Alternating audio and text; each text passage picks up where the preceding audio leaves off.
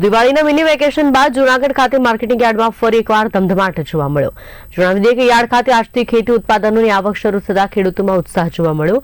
ત્યારે પ્રથમ દિવસે જ યાર્ડમાં નોંધપાત્ર આવક થઈ હતી, જેમાં સોયાબીનના 10,000 કટ્ટા, મગફળીના 1,500 કટ્ટા અને તુવેરના 2,000 કટ્ટાની આવક થઈ।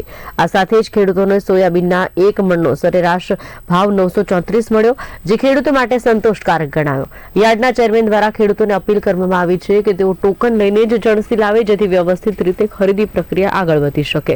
પરંતુ વરસાદના કારણે વરસાદી વાતાવરણને ધ્યાનમાં રાખી ખેડૂતોને જણસી સુરક્ષિત રીતે લાવવાની અપીલ પણ કરી છે, જેથી પાકને નુકસાન ન થાય અને યોગ્ય ભાવ મળી શકે।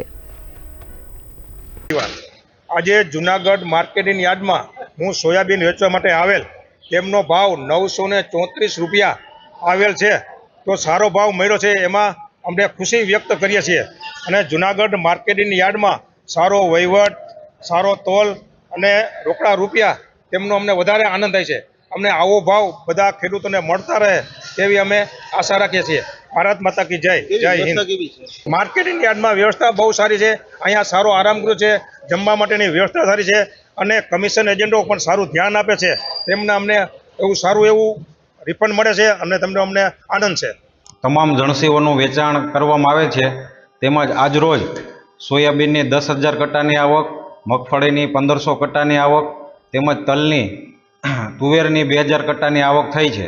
સોયાબીનના ભાવ હરાજીના સ્વરૂપમાં આજે 934 રૂપિયા જેવો ભાવ આવ્યો છે।